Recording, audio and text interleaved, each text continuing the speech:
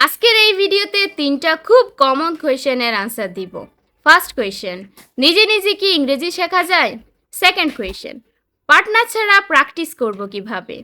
Third question, ভুল হলে বুঝবো কেমনে? ফার্স্ট কোয়েশ্চেন, নিজে নিজে ইংরেজি শেখা যায় কি না? আপনি যদি চান আপনি সব পারবেন, নিজে নিজে ইংরেজি শিখতেও পারবেন। সেকেন্ড কোয়েশ্চেন, পার্টনার ছাড়া প্র্যাকটিস করব কিভাবে? ইংরেজি শিখতে পার্টনারের প্রয়োজন হয় না। আপনারা যদি আমার ভিডিও দেখেন আপনারা দেখবেন আমি কিন্তু নিজে নিজে প্র্যাকটিস করি, আমার কোনো পার্টনারের প্রয়োজন হয় না। চলুন একটা এক্সাম্পল দিই। এটা হচ্ছে একটা কলম। এখন হচ্ছে আমি এই কলম দিয়ে লিখি, I write with this pen. আমি এই কলম দিয়ে লিখেছিলাম। I wrote with this pen. আমি এই কলম দিয়ে লিখতে যাচ্ছি।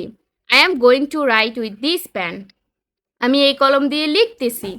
I am writing with this pen. আমি এই কলম দিয়ে লিখেছি। I have written with this pen. এই যে বাক্যগুলো আমি মেক করেছি আমার কিন্তু পার্টনারের প্রয়োজন হয় নাই, একটা কলম দিয়েই আমি প্র্যাকটিস করে ফেলেছি। এখন লাস্ট কোয়েশ্চেন হচ্ছে যে ভুল হলে বুঝবো কেমনে?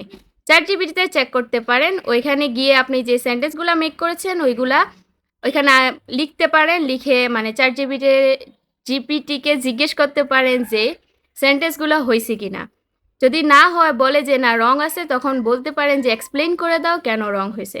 তারপরে যেই সঠিক সেন্টেন্সগুলো দিবে ওইগুলা নিয়ে আপনারা প্র্যাকটিস করতে পারেন। ধন্যবাদ।